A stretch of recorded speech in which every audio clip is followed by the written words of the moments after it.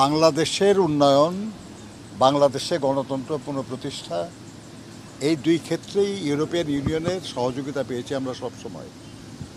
তারা এই সহযোগিতা অব্যাহত রাখবে বলেছে এবং তারা চায়, যেটা খসরু ভাই বলেছেন, যে যত দ্রুত সম্ভব বাংলাদেশ গণতন্ত্রে ফিরে আসে, গণতন্ত্র পুনঃপ্রতিষ্ঠা হয়, এটা তারা প্রত্যাশা করে।